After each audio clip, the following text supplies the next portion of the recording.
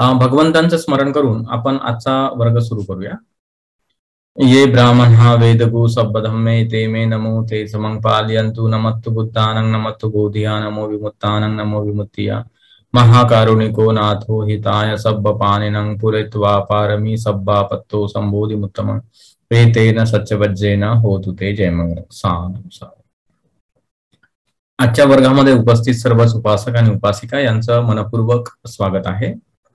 तर कायगता सती प्रशिक्षणामधील हा आजचा आपला शेवटचा वर्ग आहे. या वर्गामध्ये आपण एक प्रकारे मनोगत वगैरे व्यक्त करू शकता आणि जे काही शंका असतील तर त्या शंका सुद्धा या ठिकाणी विचारल्या जातील. कारण वास्तविक पाहता आपला जो वर्ग आहे तो कालच शेवटचा आपण पोर्शन जो भाग आहे तो या ठिकाणी शिकवलेला आहे. तर आपण कायगता सतीच्या लाभाच्या संबंधाने काल बोललो की आपल्याला वेगवेगळ्या प्रकारचे जे लाभ आहेत ते कायगता सतीच्या प्रॅक्टिसमुळे होतात. त्यापैकी 10 प्रकारचे लाभ आपण काल पाहिले होते जे भगवंताने आपल्याला सांगितलेले आहेत. तर त्यापैकी जे सुरुवातीचे 4 लाभ आहेत, जसं औदासीन्य दूर होणं, भीती दूर होणं, किंवा शारीरिक पीडा असेल, त्रास असेल, किंवा कोणाचे कटुवचन असतील तर किंवा एखादी आजार असेल तर ते सर्व सहन करणं आणि 4 प्रकारचे ध्यान याच कार्यामध्ये संपादन करणं. तर हे 4 जे लाभ आहेत ते अतिशय महत्वपूर्ण लाभ आहेत. जरी आपल्याला यापेक्षा श्रेष्ठ लाभ जरी प्राप्त नाही होऊ शकले, पण कमीत कमी या 4 जरी गोष्टी आपल्याला या साधनेमुळे जर प्राप्त होत असतील तरी आपलं जीवन जे आहे ते अतिशय सक्सेसफुल होऊ शकते आणि आपण हेल्दी आणि एक सुंदर जीवन म्हणा किंवा शांत जीवन आणि मानसिक आणि शारीरिक पातळीवर एकदम समाधानी जीवन आपण यामुळे जगू शकतो या 4 प्रकारच्या लाभांमुळे. याच्या पुढील जे लाभ भगवान तथागतांनी सांगितलेले आहेत ते प्रामुख्याने 6 प्रकारच्या अभिज्ञा आहेत. आणि या 6 प्रकारच्या अभिज्ञा प्राप्त करणं हे खरं तर थोडं म्हणजे कठीण असू शकतं. त्या अभिज्ञांमध्ये आपण पाहिलेलं आहे की दिव्य स्तोत्र असेल, दिव्य चक्षु असेल, परचित्त विजान ज्ञान असेल, च्युती उत्पाद ज्ञान असेल आणि उभे निवासातून सती ज्ञान असेल आणि नंतर शेवटचं जे आहे निब्बाणाशी संबंधित असणारं मार्गफळाशी संबंधित आचरावक्षय ज्ञान असेल. तर या 6 अभिज्ञांचं ज्ञान आणि 4 प्रकारच्या वर्तमान शरीराशी आणि व्यवहाराशी जुळलेले लाभ असे एकूण 10 प्रकारचे लाभ अतिशय महत्वाचे आहेत. आता अभिज्ञाच्या संबंधामध्ये अनेक प्रकारचे प्रश्न लोक विचारतात. ते म्हणतात की या अभिज्ञा किंवा अभिज्ञाबद्दलचं जे ज्ञान आहे तर हे कुठेतरी घुसळलं गेलेलं आहे त्रिपिटकामध्ये, किंवा काहीतरी पराप्राकृतिक टाईपचं हा प्रकार आहे. तर असं वगैरे आता अनेक लोक अनेक प्रकारच्या शंका घेऊन या गोष्टी कुठेतरी त्रिपिटकातून हाकलून दिल्या पाहिजे किंवा त्रिपिटकातून काढून टाकल्या पाहिजे, या थोड्या चमत्कारिक वाटणाऱ्या गोष्टी आहेत, असं तसं म्हणून लोक वेगवेगळ्या प्रकारे शंका घेतात. आणि भगवान बुद्धाच्या धम्माचा उद्देश किंवा भगवान बुद्धाच्या धम्माचा संबंध हा केवळ आणि केवळ नैतिक आणि सामाजिक व्यवहारांसाठीच उपयोगाचा आहे अशी काही लोकांची धारणा बनलेली आहे. परंतु ही धारणा अर्धवट आहे, किंवा ही धारणा म्हणजे जे भौतिकवादी जीवनयापन करणारे लोक आहेत त्यांच्या दृष्टीनेच ती धारणा पुढे आणली गेलेली आहे. तर यामागील काय कारण आहे, अशी धारणा विकसित होण्याचं काय कारण आहे? तर वास्तविक पाहता हे स्वतःला जरी बौद्ध म्हणवत असतील पण ते बौद्ध नाहीत, तर ते चार्वाकवादी आहेत. तर चार्वाकवादी आहेत. तर चार्वाकवाद हा अतिशय स्पष्ट वाद आहे, ज्याला भगवंताच्या काळामध्ये उच्छेदवाद म्हटलं जायचं, ज्याचा प्रणेता अजित केसकंबली होता.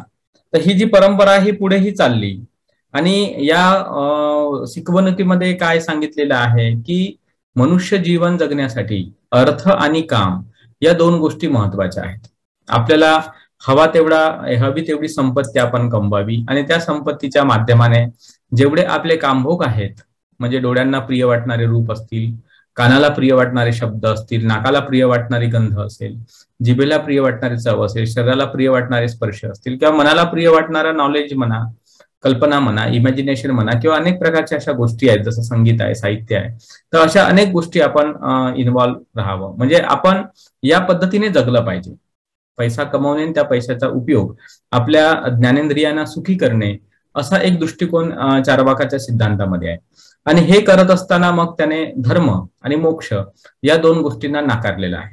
त्याचं म्हणणं हे आहे की धर्म ही अशी गोष्ट आहे जे पुरोहितांचं पोट भरण्यासाठी निर्माण झालेली गोष्ट आहे. काही दान नाही आणि काही दानाचं फळ पण नाही, काही शील नाही आणि काही शीलाचं फळ पण नाही, काही लोक नाही आणि काही परलोक सुद्धा नाही, काही माता नाही काही पिता नाही.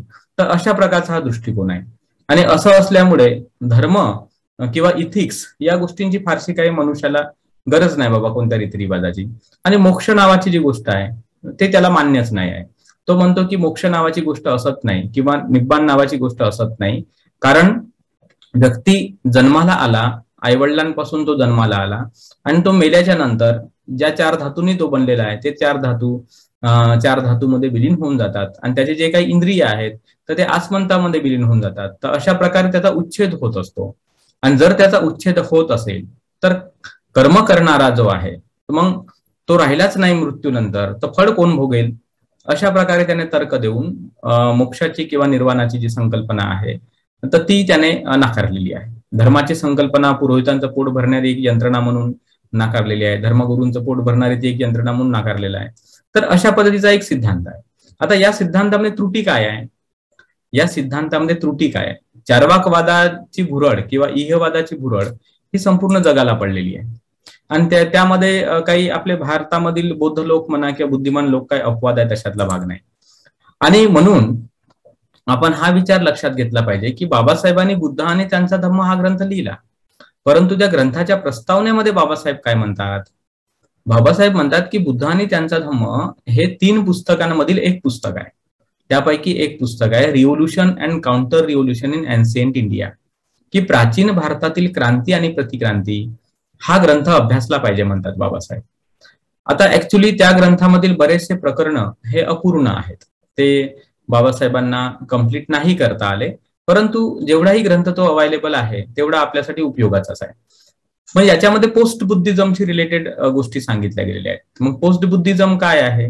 तर भगवान बुद्धांच्या नंतर जे काही ब्राह्मणिकल सिस्टीम उभी झाली आणि ब्राह्मणिकल सिस्टीमने बुद्ध धम्माचा नासधूस केली किंवा भिक्षूंची नासधूस केली किंवा त्याच्या तत्वज्ञानांची हेरफेर केली, स्त्रियांना शूद्रांना गुलाम बनवण्याकडे त्यांचा कल चालला आणि ब्राह्मणवादाला किंवा ब्राह्मणांनाच विशेष अधिकार वगैरे प्राप्त होऊ लागले.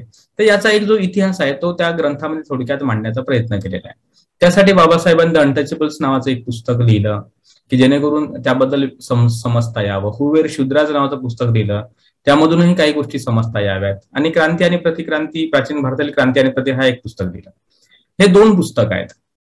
आणि नंतर 3रं पुस्तक आहे बुद्ध आल कार्ल मार्क्स, म्हणजे याचा बुद्ध की मार्क्स नावाचं. मग हे छोटं खाणी पुस्तक बाबासाहेबांचं पूर्ण आहे, कम्प्लीट लिहिलेलं आहे.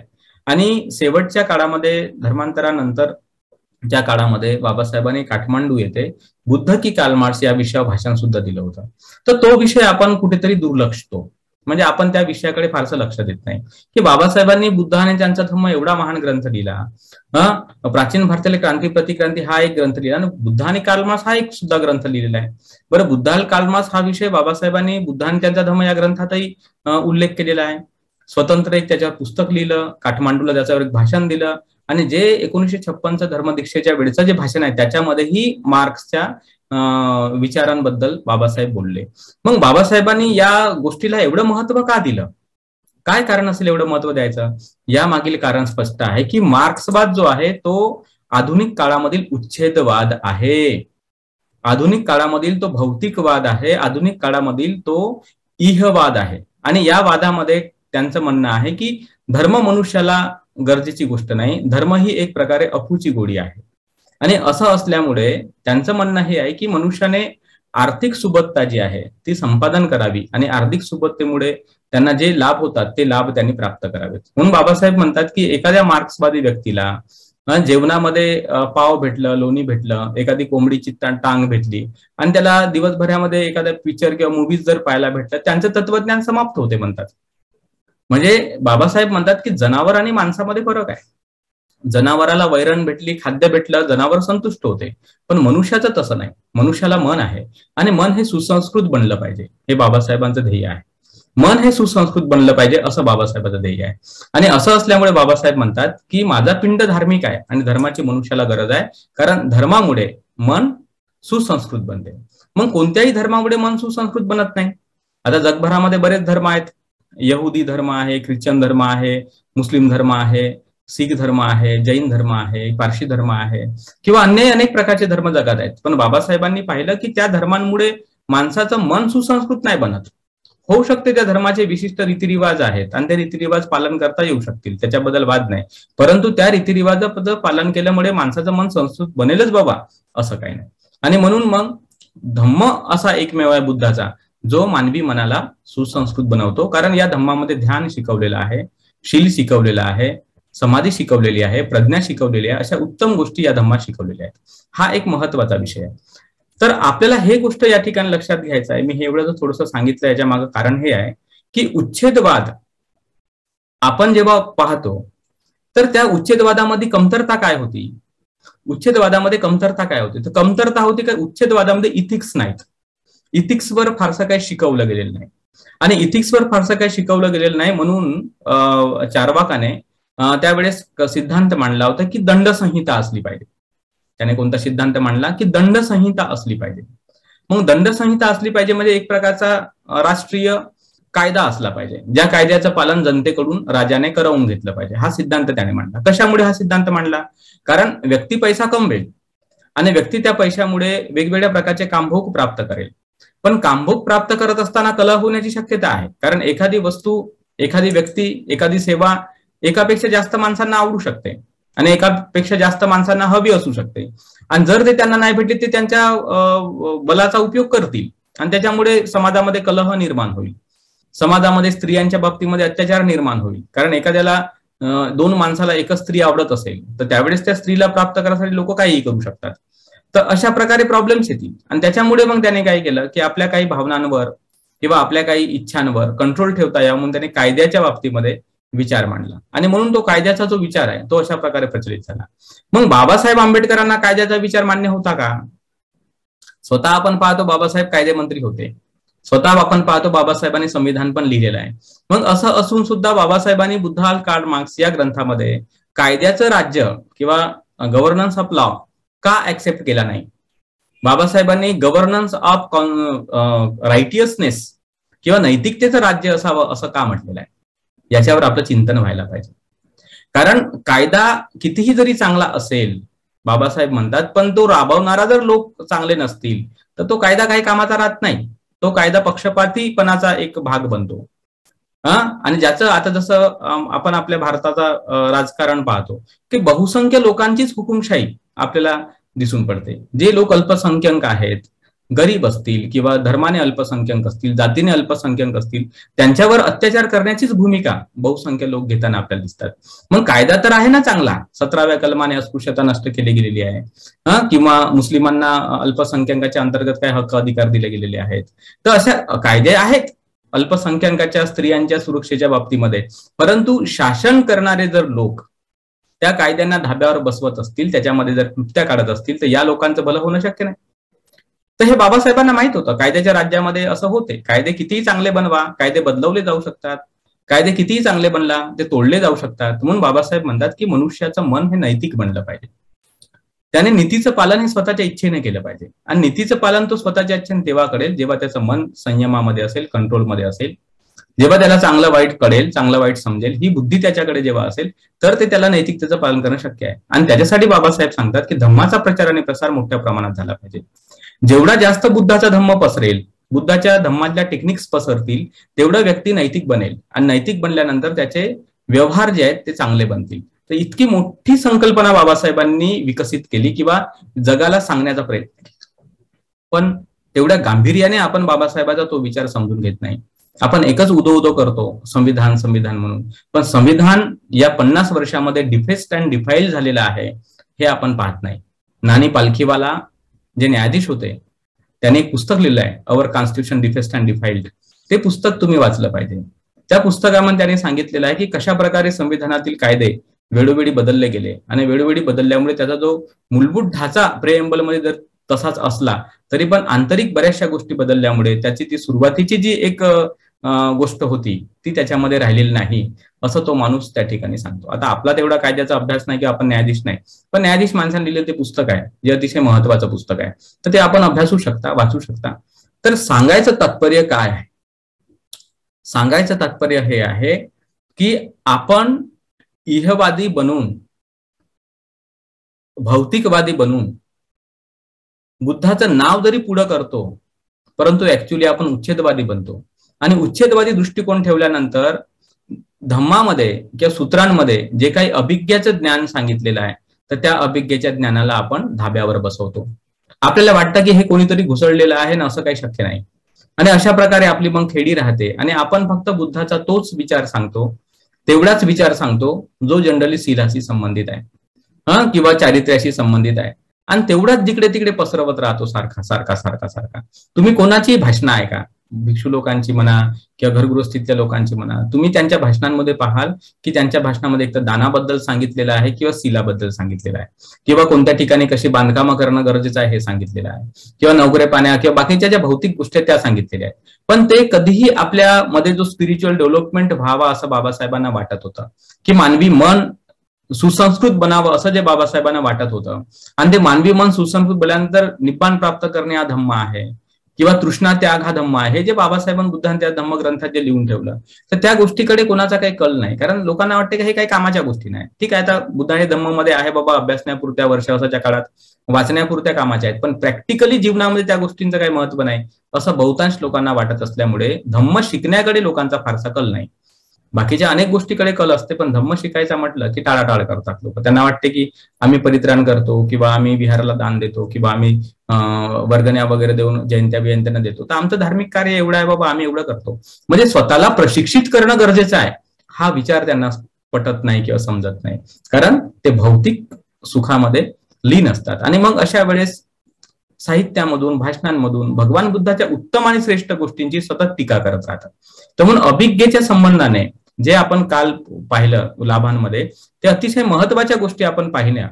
ठीक आहे, त्याच्यातल्या सगळ्याच्या सगळ्या गोष्टी आता आपण शिकवू नाही शकत. जसं आता मी पुब्बे निवासानुसार ते वगैरे शिकवतो, रिग्रेशन थेरपी वगैरे मी शिकवतो, परंतु बऱ्याचशा गोष्टी अशा आहेत ज्या आता आपल्याला शिकायला वेळ लागतो, समय लागू शकतो, वर्ष लागू शकतात. पण काही गोष्टी आहेत. पण एक अतिशय आनंदाची बाब आहे आपल्याकडे, जी अतिशय महत्वपूर्ण बाब आहे, आणि ती बाब अतिशय चांगली आहे का येणाऱ्या 10 वर्षामध्ये किंवा येणाऱ्या 20 वर्षामध्ये भगवान बुद्धाने सांगितलेल्या अभिज्ञा या कशा खऱ्या आहेत हे सायन्स प्रूव्ह करणार आहे. सायंटिस्ट लोक हे प्रूव्ह नक्कीच करतील. माझ्याकडे सध्या मी एक पुस्तक वाचत होतो याच विषयात, कारण माझा रिसर्च सतत काय ना काय चालू राहतं, कारण माझी भगवंताप्रती खूप श्रद्धा आहे आणि त्याच्यामुळे मला वाटते की भगवंताच्या मुखातून निघालेलं एकही वक्तव्य खोटं नाही आहे. कारण खोटं कशासाठी बोलतील भगवान बुद्ध? त्यांना कोणता लाभ हवा होता? जो काही त्यांना लाभ होता तो तर त्यांनी गृहत्याग करताना सोडला होता. आणि साधा एक भिक्षापात्र घेऊन आणि साधा चिवर परिधान करून जीवनयापन करणारे व्यक्ती, त्यांना कशाचा लाभ पाहिजे? लाभाची अपेक्षा त्यांना नव्हतीच. ते जे काही बोलले करुणेने बोलले, जे सत्य होतं ते बोलले, आणि त्यांचे भिक्षूही लाभाच्या अपेक्षेने काही बोलले नाही, कारण त्या भिक्षूंकडे स्वतःच्या मालकीची कोणती प्रॉपर्टी नव्हती किंवा कोणत्या प्रकारचे असे उपभोग घेण्याची त्यांच्यामध्ये इच्छाही नव्हती. त्याच्यामुळे ते खोटं बोलतील कशाला? त्यांनी सुद्धा धम्माचं तेवढंच सत्य टिकवून ठेवण्याचा प्रयत्न केला जेवढं ते आहे आणि जसं आहे. आता हे एक पुस्तक आहे जे मी तुम्हाला या ठिकाणी शो करतो. मिचिओ काकू यांनी हे पुस्तक लिहिलं आहे. तुम्हाला हे दिसत असेल, the future of the mind असं पुस्तकाचं नाव आहे. The future of the mind, Michio Kaku. एक महान व्यक्ती आहे. हा सायंटिस्ट आहे, म्हणजे वास्तविक पाहता फिजिक्स मधला फार मोठा सायंटिस्ट आहे. याचे बरेचसे व्हिडिओज वगैरे आपण युट्यूबवर पाहू शकतो किंवा यांची बरीचशी पुस्तकं आहेत. पण मला जनरली माइंडशी रिलेटेड अभ्यास करायचा असल्यामुळे मी फक्त माइंडशी रिलेटेड पुस्तक जे आहे तेच मी यांचं मागवलं. बाकी फिजिक्सशी संबंधित पुस्तकं मी मागवली नाही किंवा वाचत पण नाही, कारण आपला काही फिजिक्स विषय नव्हता, आपण सायन्सचा काही विद्यार्थी नाही. परंतु या पुस्तकामध्ये त्यांनी जे सुरुवातीला काही पेजेसमध्ये माहिती लिहिली ती अतिशय आश्चर्यकारक अशी माहिती आहे. तो म्हणतो की टेलिपॅथी जी आहे, टेलिपॅथी ज्याला आपण परिचित्त विजानन म्हणतो, तो म्हणतो पॉसिबल आहे. तो म्हणतो ही गोष्ट पॉसिबल आहे, टेलिपॅथी ही पॉसिबल गोष्ट आहे. येणाऱ्या फ्युचरमध्ये अशा प्रकारचे इन्स्ट्रुमेंट्स, जसं आता MRI मशीन ती मोठ्या प्रमाणामध्ये काम करते, मोठी मशीन आहे ती, परंतु येणाऱ्या काळामध्ये मोबाईलमध्ये MRI मशीन बसेल अशा प्रकारचे संशोधन सध्या चालू आहेत. म्हणजे सतत हा प्रयत्न केला जात आहे. जसं यांनी एक या ठिकाणी एका इन्स्टिट्यूटचं नाव दिलेलं आहे न्यूयॉर्क मधल्या, तर ते म्हणतात की त्या इन्स्टिट्यूटमध्ये अशा प्रकारचे प्रयोग चाललेले आहेत की एका सैनिकाने दुसऱ्या सैनिकाला मानसिक पातळीवर तरंग पाठवून किंवा तरंग सेंड करून कम्युनिकेशन केलं पाहिजे किंवा करू शकलं पाहिजे. मग अशा प्रकारचे ते इन्स्ट्रुमेंट डेव्हलप करतील की आपला जो माइंड आहे, जो विचार करतो, समजा जसं आता उदाहरण वेगवेगळ्या प्रकारच्या भावना, इमोशन्स आपल्यामध्ये आहेत किंवा काही वर्ड्स आहेत, तर ते वर्ड्स एखाद्या मशीनद्वारे, जसं आता घडी असेल किंवा एखादा मोबाईल असेल, त्याच्याद्वारे ते काय केले जातील, डिकोड केले जातील. आणि डिकोड केल्यानंतर तेच सेम इन्स्ट्रुमेंट जे आहे त्या सैनिकाच्या हातामध्ये असेल. मग तो त्या इन्स्ट्रुमेंटच्या माध्यमाने त्याच्यावर तो मेसेज रीड करेल त्या माणसाच्या मनात नेमकं काय आहे, आणि मग तो त्याच्या मनात त्याचं जे उत्तर आहे ते येईल आणि तो मग त्या पद्धतीने तो सेंड करेल. तर तो म्हणतो की हे पॉसिबल आहे. फिजिसिस्ट माणूस, मग याला म्हणतात परिचित विज्ञानन, म्हणजे पॉसिबल गोष्ट आहे. तर अशा कित्येक तरी गोष्टी यांनी सांगितल्या की येणाऱ्या फ्युचरमध्ये फिजिक्सची जी प्रगती होत आहे किंवा एनर्जीच्या क्षेत्रामध्ये जे एक परिवर्तन येत आहे, इलेक्ट्रोमॅग्नेटिक फील्डच्या क्षेत्रामध्ये असेल किंवा अनेक इलेक्ट्रिसिटी किंवा व्हायब्रेशन फ्रिक्वेन्सी संबंधित काही गोष्टी असतील, तर त्याच्यात जो विकास होत आहे आणि त्याच्यामुळे बरेचसे लोक माइंड रिडिंगशी संबंधित जे टेक्नॉलॉजी, आता या माणसाने सांगितलं का कमीत कमी 3 बिलियन्स पेक्षा जास्त जे हे बघा काय म्हणतात, अ बजेट ऑफ $3 बिलियन, किती मोठा आकडा आहे, $3 billion.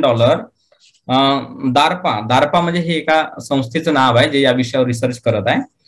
Has now set it's site on a brain machine interface. पण ते म्हणतात की अशा प्रकारच्या ब्रेन मशीन शोधल्या जात आहेत की जे ब्रेन मधून निघणारे जे वेव्ज आहेत, तर त्या वेव्जला ते डिकोड करतील. जे काही विचार येत आहेत आपल्या मनामध्ये किंवा इमेजेस येत आहेत आपल्या मनामध्ये किंवा कल्पना येतात आपल्या मनामध्ये किंवा काही कम्युनिकेशन करण्याचे थॉट्स येतात, तर त्याला ते डिकोड करू शकेल ती मशीन. आणि ते डिकोड केल्यानंतर आपल्याला इतरांशी कम्युनिकेट करणं सोपं होईल. तर सायन्स अशा प्रकारे डेव्हलप करत आहे स्वतःला. आपल्या भारतात जरी या गोष्टी चालत नसतील, पण विदेशातले लोक जे आहेत तर अशा प्रकारच्या गोष्टी करत आहेत. मग आपण असं म्हणू शकतो का की बाबा अभिज्ञेचं जे ज्ञान भगवान तथागताने सांगितलं ते चुकीचं आहे म्हणून? मग आता हे सायन्सनं सांगितलेलं ज्ञान आपल्याला बरोबर वाटते, कारण हे टेक्नॉलॉजीच्या माध्यमाने किंवा एखाद्या छोट्याशा इन्स्ट्रुमेंटच्या माध्यमाने आपल्या हातामध्ये दिसते किंवा होताना दिसते, तर आपल्याला वाटते की हे गोष्ट बरोबर आहे. आणि भगवान बुद्धाने आपल्या मेंटल गोष्टींचा विकास करून त्या गोष्टी पॉसिबल आहे असं म्हटलं तर आपल्याला वाटतं ही एक अंधश्रद्धा आहे किंवा असं कसं काय होईल, असं कसं काय शक्य आहे, हे कोणीतरी घुसळलं असेल. त्रिपिटक म्हणजे हे काहीतरी म्हणजे काय म्हणतात त्याला, घुसळली गेलेली आहे किंवा इंटरपोलेट त्याच्यामध्ये झालेला आहे, अशा प्रकारचे वक्तव्य किंवा मतं लोक पुढे आणतात. त्यांना वाटते की हे काही कामाच्या गोष्टी नाही. मग आता सायन्सने जे रिसर्च केले, जे संशोधनं केलेले आहेत आणि त्या संशोधनाच्या माध्यमाने, इन्स्ट्रुमेंटच्या माध्यमाने त्याच गोष्टींवर भर आहे. आता $3 बिलियन हा छोटा आकडा आहे का? एकदम मोठा आकडा आहे. आणि एवढ्याले मोठ्या संपत्ती किंवा एवढी मोठी इन्व्हेस्टमेंट लोक या गोष्टीला शोधण्यासाठी लावत आहेत की ब्रेन कसं काम करते. आणि ब्रेन कसं काम करते, ब्रेनच्या वेव्ज कुठपर्यंत जाऊ शकतात, त्या वेव्ज मग आपण कम्प्युटरच्या माध्यमाने किंवा एखाद्या इन्स्ट्रुमेंटच्या माध्यमाने किंवा एखाद्या टेक्नॉलॉजीच्या माध्यमाने किंवा एखाद्या डिव्हाइसच्या माध्यमाने रिसिव्ह करू शकतो का, त्याला डिकोड करू शकतो का, आणि ते डिकोड झालेली जी माहिती आहे ती आपण दुसऱ्यांना सेंड करू शकतो का, म्हणजे अशा प्रकारे आपण मेंटली एकमेकाशी कनेक्ट होऊ शकतो का. आता यांनी तर असं सांगितलेलं आहे की भविष्यामध्ये अशा प्रकारचं, ज्याला आपण EEG वगैरे म्हणतो, ज्याच्यानं ब्रेनचे जे ग्राफ्स आहेत ते मोजले जातात, तर अशा पद्धतीचे अजून इन्स्ट्रुमेंट काढले जातील, त्याच्याने तुमच्या मनात नुसता तुम्ही थॉट विचार निर्माण केला का, शब्द उच्चारले तर ते कम्प्युटरच्या स्क्रीनवर टाईप केले जातील. तर एवढं मोठं म्हणजे मेंटल कम्युनिकेशन आणि इन्स्ट्रुमेंटशी जुळलेलं म्हणजे टेक्नॉलॉजी आणि तुमचा माइंड याच्यामधला एक संवाद निर्माण होईल आणि त्या गोष्टी आज स्क्रीनवर सुद्धा वाचल्या जातील किंवा पाहिलं जातील, असे संशोधन लोकांनी चाललेले आहेत. आपण असं नाही नाकारू शकत की भगवान तथागतांनी ज्या सांगितल्या त्या गोष्टी खोट्या आहेत. आणि जर समजा आपण म्हणतो असो त्या गोष्टी खोट्या आहेत, तर मग आपण म्हटलं पाहिजे की याही गोष्टी खोट्या आहेत ज्या या सायंटिस्ट लोकांनी शोधलेल्या आहेत. मग आपण या गोष्टी खऱ्या म्हणतो असो तर मग त्याही गोष्टी खऱ्याच असल्या पाहिजे.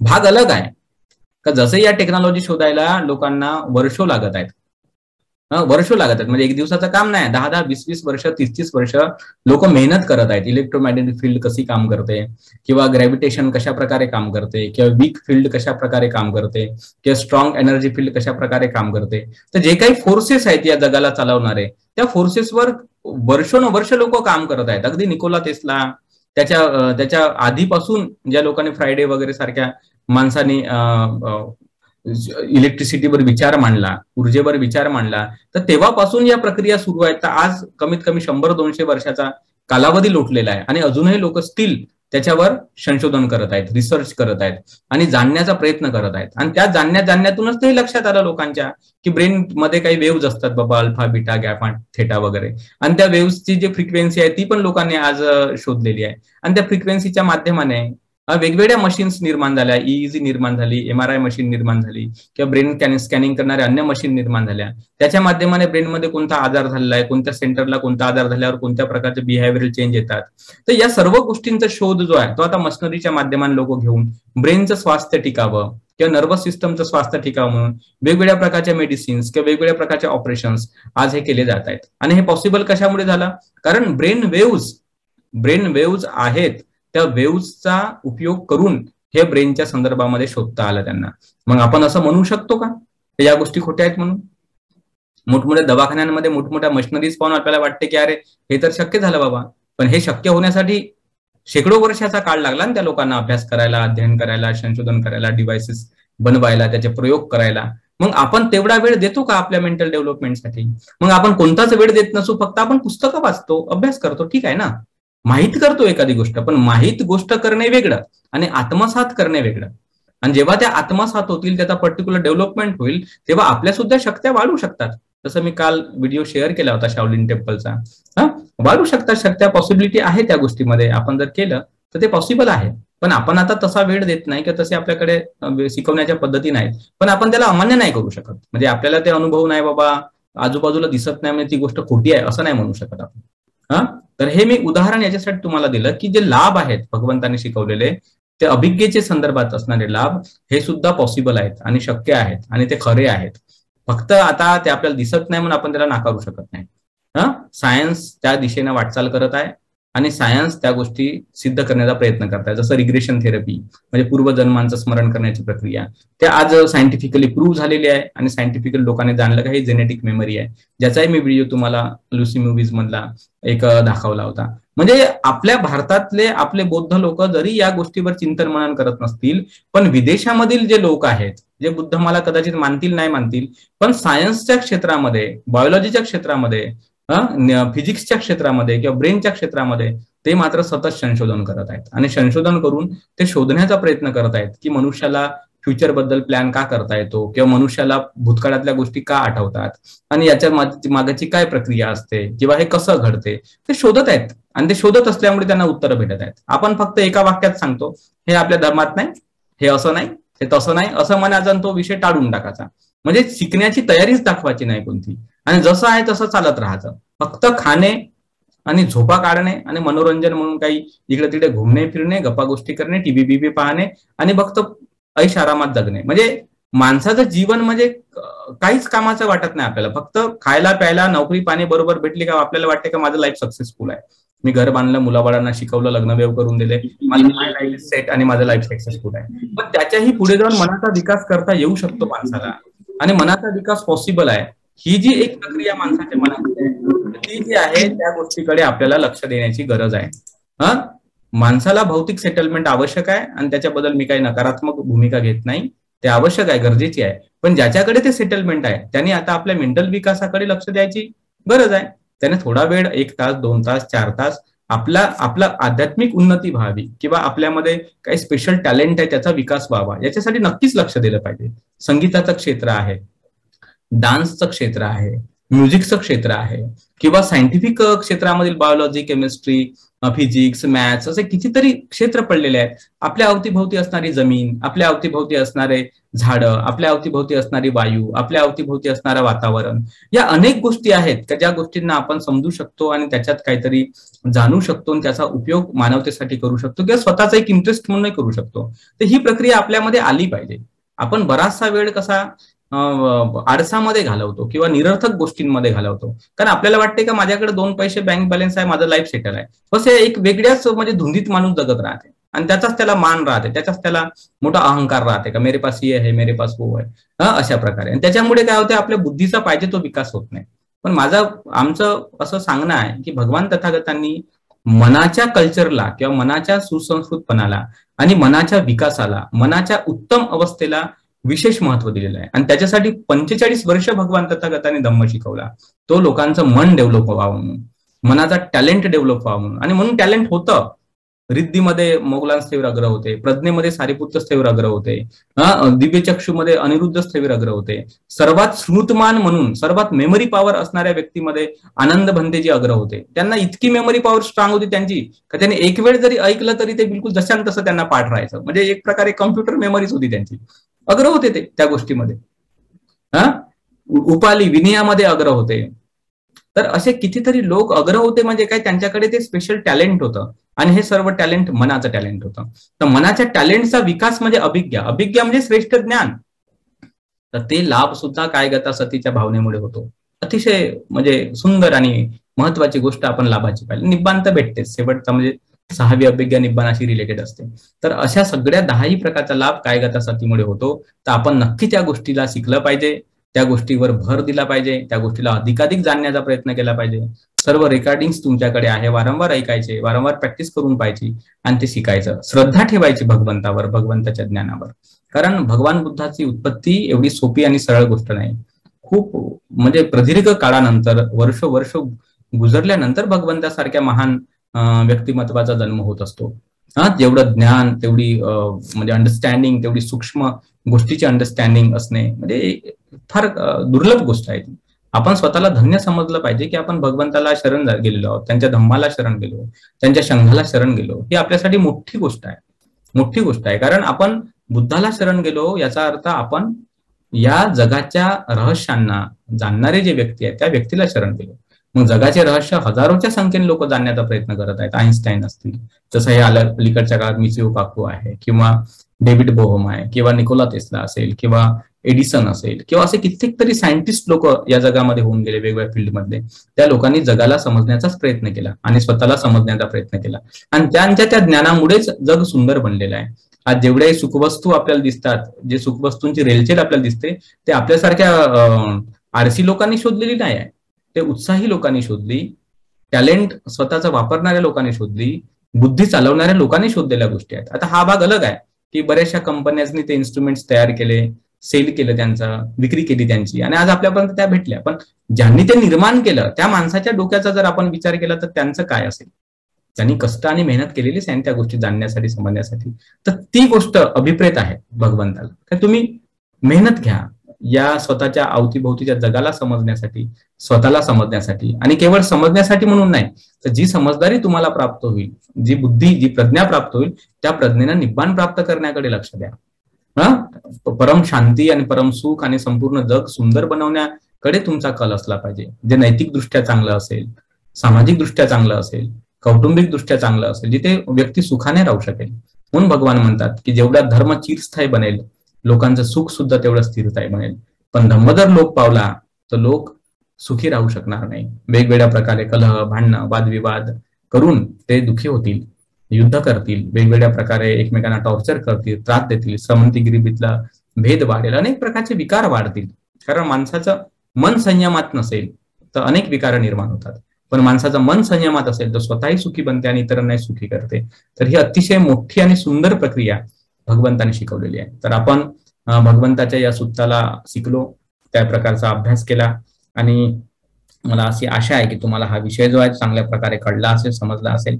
तसं वास्तविक पाहता आपला हा मनोगताचा एक छोटेखानी विषय आहे. पण आता शेवटचं म्हणून किंवा त्या गोष्टीचं महत्व अधिक जास्त समजावं या सूत्राचं, म्हणून मी थोडंसं सायंटिफिक या काही गोष्टीला सपोर्ट म्हणून या लाभाबद्दल थोडं बोललो.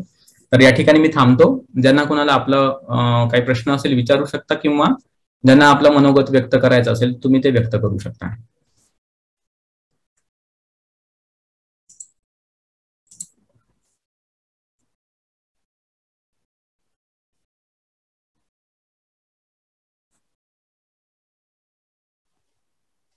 हॅलो. हा बोला. नमस्कार सर. हा सर बोला. मला वर्षावास बद्दल थोडं समजून घ्यायचं होतं.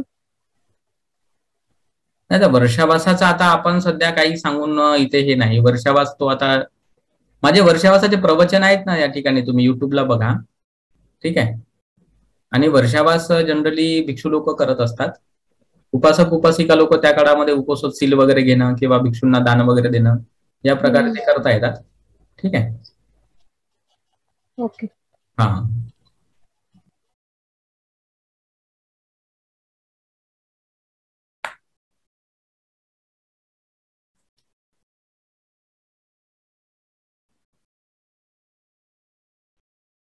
आपला जो काही इतके दिवसापासून जो वर्ग झाला त्या वर्गाबद्दल तुम्ही तुमचं मत व्यक्त करू शकता किंवा काही जर शंका असेल म्हणजे बेसिकली याच विषयाबद्दल ते तुम्ही विचारू शकता. Hello sir. हा बोला. जय भीम. जय भीम. क्लास हा फारच छान झाला. कायगते सतीचं हे एक विस्तृत माहिती तुम्ही दिली, फार छान माहिती दिली. फक्त एवढंच मला वाटतं की जे 4 ध्यान आहेत, प्रथम ध्यान, द्वितीय, आता शिबिर करतो मी, पण नेमकं प्रथम ध्यानात गेलो आहे की हे नाही आहे, कसं आहे हे अजून कळलेलं नाहीये. तर याचा अनुभव कसा घेता येईल आणि त्याचं कसं प्रॅक्टिकल करता येईल, तर हे जर तुम्ही आम्हाला पुढे कधी सांगितलं तर बरं होईल. ऍक्च्युली आपण जे सेशन मध्ये शिकवलेलं आहे तर त्याचे रेकॉर्डिंग दिलेले आहेत तुम्हाला. तर प्रथम ध्यानाचे, दुसऱ्या, तिसऱ्या, चौथ्या ते तुम्ही नीटसे ऐका, व्यवस्थित ऐका ते. ठीक आहे. आणि व्यवस्थित ऐकल्यानंतर त्याच्यामध्ये सविस्तर समजावून सांगितलेलं आहे. परत तुम्ही एकदा म्हणजे वारंवार ऐका आणि ऐकून ते समजून घेण्याचा प्रयत्न करा. कारण चारही ध्यानाबद्दल आपण सविस्तर आणि पद्धतशीर माहिती ऑलरेडी दिलेली आहे. हो सर, त्यात तुम्ही सांगितलंय सराव करा. हा, सराव तर करावाच लागेल ना. हो.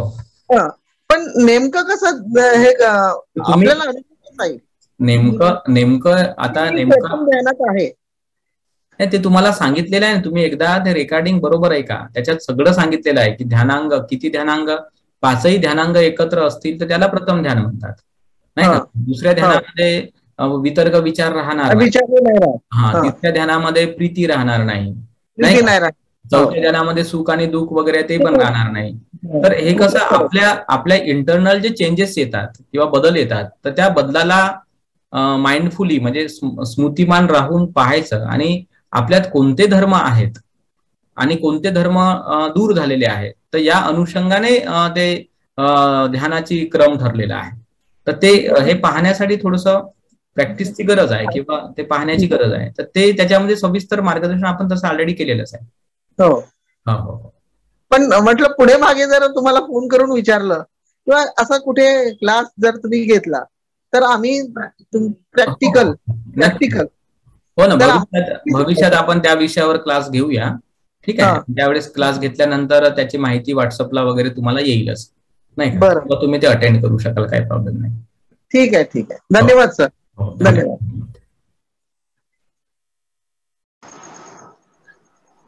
जय भीम सर. हा, जय बोला.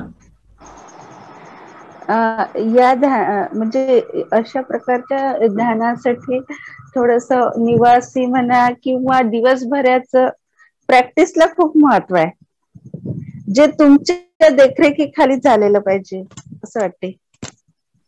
हो, आपण आता ते निवासी शिबिर आपण सुरू करणार आहोत मे महिन्यापासून.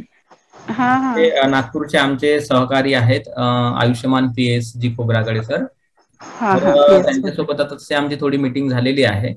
जे केडझर जे आहे, केडझर म्हणजे हे तर त्या ठिकाणी आपण मे महिन्यापासून निवासी शिबिर वगैरे घेण्याचा ठरवलेला आहे. आता आपण ते चालू जर झालं तर त्या ठिकाणी मग 3 दिवसाचे म्हणा, 2 दिवसाचे किंवा 5 दिवसाचे, 10 दिवसाचे असे आपण वेगवेगळ्या विषयानुसार आपण घेणार आहोत. 3 दिवस 5 दिवसाचे. त्यासाठी तुम्ही फीस पण ठेवू शकता सर. फीस तर ठेवली जाणारच आहे त्याच्यामध्ये, त्याच्यामुळे फीज राहीलच. आणि ते त्याची जी माहिती आहे ते आम्ही व्हॉट्सअपला टाकूच जेव्हा ते सुरू करू आम्ही. तेव्हा आणि ते कसं होईल की प्रॉपर तिथे साधनेचे सराव होईल. हो हो, नक्की नक्की. त्याच्यासाठी कारण आधी आम्ही ऑफलाईनच घेत होतो सुरुवातीला, पण कोरोना लागल्यामुळे मग ते बरेच दिवस बंद राहिलं आणि मग आता आपण काही दिवसांपासून ऑनलाईन सुरू केलेलं आहे. तर ऑफलाईन आपल्याला आता परत चालू करायचे आहेत ते, पण आता ठिकाण नव्हतं आपल्याकडे. पण आता अच्छा, म्हणजे याच्या आधी घेतलेले आहेत? हो हो हो. तर खोब्रागडे सर म्हटले की आपल्याकडे ठिकाण अवेलेबल आहे, तर आपण त्याचा उपयोग केला पाहिजे. मी म्हटलं बरोबर आहे म्हटलं, कारण नुसतेच विहार आपण बांधून ठेवतो, ठिकाणं बांधून ठेवतो आणि शिकवत काहीच नाही. तर त्याच्यामध्ये सर म्हटले की आपण नक्कीच करूया या ठिकाणी. तर तिथे सुरू होईल.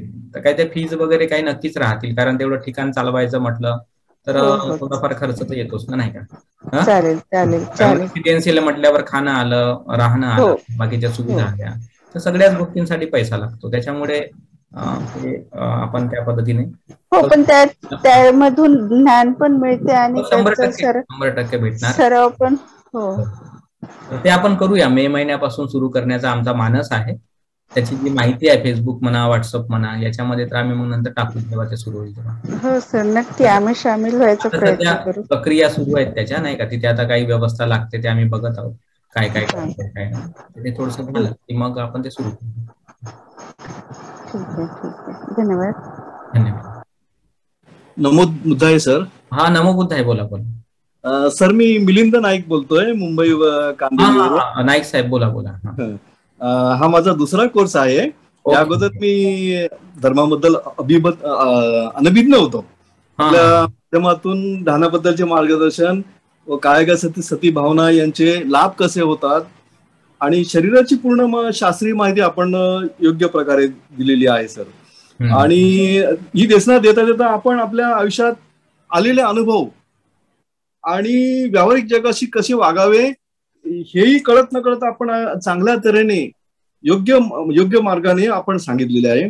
या धर्माच्या आविटगोडीबद्दल मी आपले खूप खूप खूप धन्यवाद देतो आणि मनोकामना व्यक्त करतो. साधू साधू साधू सर, साधू साधू.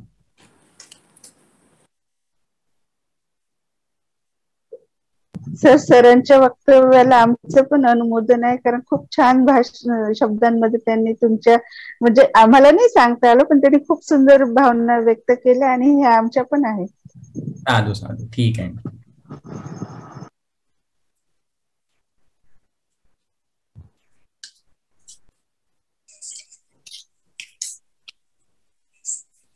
हॅलो. हा बोला. जय भीम सर. हा, जय भीम जय भीम. ऍक्च्युली ही भूतकाळातली गोष्ट आहे माझ्या आयुष्यातली. जवळजवळ 2003-04 मध्ये धम्म शिकताना विहारात जाताना गाथा वगैरे म्हणून ते म्हणायचे की डोळे बंद करा, तुम्हाला ध्यान, श्वास आतमध्ये येतो, श्वास बाहेर जातो याच. तर नवीनच असतं, म्हणजे जास्त गाथांचं मिनिंग माहित नव्हतं आणि त्याचा काय फायदा होतो याची सुद्धा काही कल्पना नव्हती. फक्त सगळे म्हणतात म्हणून त्या पाठ करण्याची एवढीच कृती विहारांमध्ये चालते आणि तीही मी करत होते. पण याचा मी जेव्हा म्हंटल की याचा आपल्या रिअल जीवनामध्ये काय फायदा होतो किंवा कसा फायदा होतो, तर तेव्हा कुणी याचं स्पष्टीकरण दिलं नाही. फक्त तेवढेच सांगायचे, तुम्ही डोळे बंद करा, कुठला आवाज येतोय कुठला नाही येत त्याच्यावरती तुम्ही प्रॅक्टिस इथे करा आणि घरीही करा. पण जेव्हापासून तुमच्या ह्या प्रवचनांमध्ये किंवा ह्या सेशन मध्ये मी सामील झाले, तेव्हापासून मला फार, म्हणजे अगदी जे धार्मिक उन्नतीसाठी जे आवश्यक, म्हणजे ते बी असतं ते उत्पन्न होऊन ते अगदी मोठं फळ होऊसपर्यंत जे काही हवं असतं ते तुम्ही अगदी योग्य पद्धतीने देताय. म्हणजे एखाद्या रोपाला ते मानसिक दृष्ट्या आणि धार्मिक दृष्ट्या जे आवश्यक असतं धम्माच्या बाबतीमध्ये ते तुम्ही खूप छानपणे देताय. त्याचं मी एक उदाहरण देते, थोडस मोठं होईल, चालेल का? हो, चालेल ना, चालेल चालेल. कारण की मी हे शिकत असताना म्हणजे जे सांगत होते नियम ते पाळतच होते, जसं की आपलं शिलाचं हे करणं, खोटं न बोलणं वगैरे, हे सगळ्या गोष्टी शिकताच मुली सगळ्या ह्या सगळ्या व्यवहार करायच्या, म्हणजे जाणं, गाथा म्हणणं वगैरे वगैरे. पण मी कृतीमध्ये आणून दाखवत होते की जसं की मी व्यवस्थित आवरून गेले तर आता ह्याचं रिअल याच्यामध्ये आणि धार्मिक याच्यामध्ये कसा उपयोग करायचा. तेव्हा म्हणते मला मार्गदर्शन एका वाक्यातच करायचे की हे योग्य नाही, हे असं नाही, हे तुमच्या वागण्यामध्ये, हे बोलण्यामध्ये असं, बस एवढंच. त्या मुली म्हणायच्या तू 1-2 वाक्य बोलते आणि घरी निघून जाते, मग तू का थांबत नाही 3-3 तास. तर हे करत असताना ते म्हणले की आणि खूप म्हणजे लिखाण पण करायचे आणि बोलायचे पण, आणि बऱ्याचदा त्यांना प्रश्नही करायचे की सर तुम्ही चिवर घालताय, तर चिवर घातल्यानंतर काही मर्यादा येतात. बरं हे जाऊ दे, ठीक आहे. पण तुम्ही जे आता ह्या कोर्समध्ये जे सांगितलंय की जे कायानुपස්සना म्हणजे आपले शरीर कसं विघटित होऊन त्याचा कसं अंत होतो किंवा आपल्या हाडांचा कसा चुरा होतो, त्याला कसं आपण पाहायचं, तर ह्या गोष्टींसाठी म्हणजे मी हे जेव्हा पालन करत होते तेव्हा मला ती इतकी तीव्र इच्छा झाली होती शिकण्याची. तर मी कॉलेजला असताना नर्सिंगला सुद्धा ऍडमिशन घेतलं की मन कुठं असतं शरीरामध्ये हे पाहण्यासाठी फक्त. तर ते शिकण्यासाठी माझी एवढी तीव्र इच्छा होती. तर ते विहारामध्ये नर्सिंगचा कोर्स चालू झाला सर, आणि मला सगळेजण वेडे म्हणत होते की ही कॉलेज सोडून हे नर्सिंगच्या याच्यामध्ये काशी म्हणजे ऍडमिशन घेतलं. म्हणजे धम्म शिकण्यासाठी कुणाची आपोआप आपल्याला तो म्हणजे सहकार्य होतं निसर्गातून. म्हणजे याचा मला अनुभव आला तेव्हा मला इतकी श्रद्धा बसली त्याच्यावरती. आणि मी त्यांना सांगितलं पण त्या डॉक्टरांना, आणि एक लेडीज होती आणि डॉक्टर एक जेंट्स होते, तर त्यांना सांगितलं सुद्धा मी फक्त याच्यामध्ये मन कुठं हे बघण्यासाठी ऍडमिशन घेतलंय. आणि मी त्यांना सारखं 2-3 दिवस विचारत होते तुम्हाला बुद्धांनी पाठवलंय का तुम्हाला, म्हणजे ते अल्लड वय होतं माझं ते. पण माझी एवढी तीव्र इच्छा होती की मी म्हंटल की माझी एवढी तीव्र म्हणजे शिकण्याची ही इच्छा, आतमध्ये काय बघण्याची इच्छा होती, तर ते कसं काय इथं आलं आणि ते कसे काय म्हणजे डॉक्टर आणि हे कसे काय मला सांगायला इथपर्यंत आले. पण तो मी कोर्स पूर्ण केला नाही, सॉरी. पण मला ते त्यांनी सांगितलं की इथं हे असतं, तिथं ते असतं, इथं असं असतं, म्हणजे सगळं सांगितलं बॉडी बद्दल. पण ते म्हटले मन असं तुला दाखवता येणार नाही. बस मला त्यांनी पूर्णपणे म्हणजे मनाची शांती होईपर्यंत सांगितलं, आणि मग त्याच्यानंतर मी तो क्लास सोडून दिला आणि कॉलेज केलं. पण मी सांगते धम्माबद्दल ज्यांना शिकण्याची तीव्र इच्छा असते त्यांना तो निसर्गा थ्रू किंवा आपणे आप त्यांना तो मार्ग मिळतोय ह्याची मी अनुभूती घेतली. आणि तुमच्या याच्यातून तुम्ही जे सांगत होता तेव्हा मला अक्षरशः डोळ्यामध्ये पाणी येत होतं त्या दिवशी की हे मी शिकण्यासाठी. मी 10वी पास झाल्यानंतर माझ्या वडिलांनी मला सोन्याची चेन दिली होती, तर ती मोडून मी त्या सरांना पैसे दिले होते ते शिकण्यासाठी. तर मग मला खूप म्हणजे वाटलं की मला लोक त्यावेळेस माझ्या मैत्रिणी म्हणत होते तू वेडी आहे की काय, तू असं तसं. तर मला वाटलं की मी योग्य निर्णय घेतला होता तेव्हा. काहीतरी शिकण्यासाठी काही मोल दिलं तर त्याचं काय म्हणजे मी वेस्ट नाही केलं आयुष्यामध्ये काही. म्हणजे तुमच्यामुळं माझ्या जीवनामध्ये मी जो काही निर्णय घेतला त्याला योग्य इतक्या वर्षानंतर मला ते भेटलं, कारण ते खूप म्हणजे थोडंसं कलाटणी देणारे आहे. आणि खूप सर खूप खूप धन्यवाद. तुमच्या याच्यातून आपले प्रॅक्टिकल जीवनामध्ये जे काही अनुभव घ्यायला मिळतात, सहकार्य होतं विचारांनी, त्याबद्दल मी तुमची खूप आभारी आहे. Thank you sir. धन्यवाद ताई. साधू साधू साधू. Sir, all these books of Dr. Ambedkar, can they be had online, or I'll have to purchase them? Yes, you can purchase them from Diksha Bhumi bookstall in Nagpur, or otherwise you can download it from Google search. Google. In PDF format, all books are available. Diksha Bhumi? Diksha Bhumi bookstall. Bookstall. Can I have this contact number? No. I don't have a contact number, but you can go there physically and you can collect from that shop. That's very good. Thank you. Okay. Very nice. Otherwise, you can download from Google search. Also, it is in PDF format. You can download it. It is free. All books you can take. All these I have been very busy listening to your lecture. It was very nice and well explained. There is no better depth in which you have explained. But I have a chance of listening to you in subsequent days. Are you give any other lectures in the recent past? Are you going to give some lecture? Yes, another class will start within 5 or 6 days. I am trying to arrange another class also. Yes. In next week.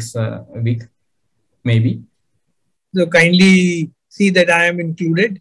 Okay. I will send a message in a WhatsApp group, and yes. Indebted and obliged, son. Yes. So okay. Thank you very much. Hello sir. हाँ बोला ताई. नमो बुद्धाय, जय Bhim sir. हाँ, नमो बुद्धाय, जय Bhim.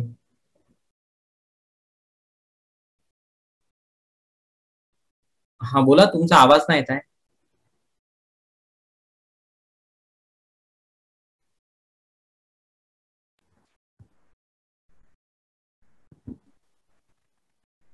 Hello. हा बोला, म्हटलं तुमचा आवाज गेला होता, बोला. अच्छा. हा सर. हा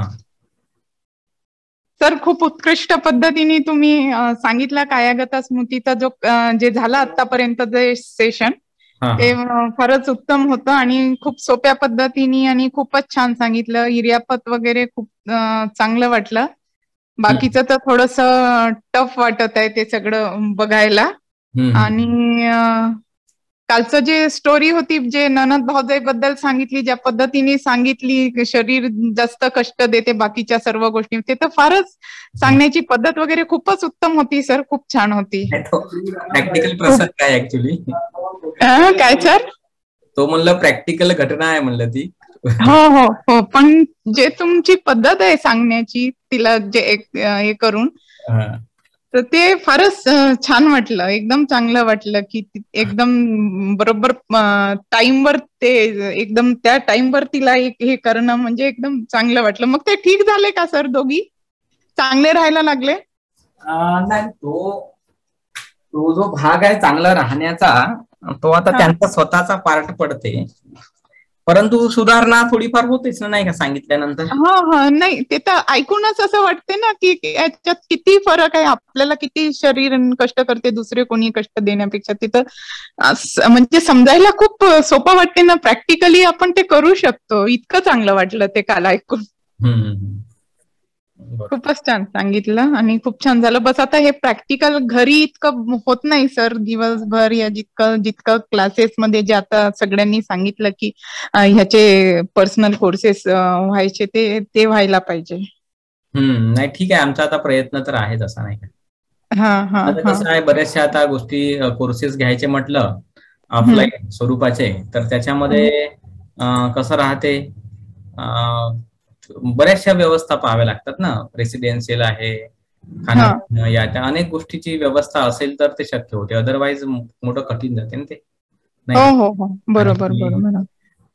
तशी आता तसे विहार म्हणा, किंवा त्या विहारातल्या जे लोक मंडळी आहेत त्यांची अनुमती, सगळ्या गोष्टी अवेलेबल होतात, त्या आपण ते घेऊ शकतो. अदरवाईज काय होते, राहतात आपल्याकडे बरेचसे इन्फ्रास्ट्रक्चर आहेत आपल्याकडे, पण आपण त्याचा उपयोग करण्याची मानसिकता आपली नसते.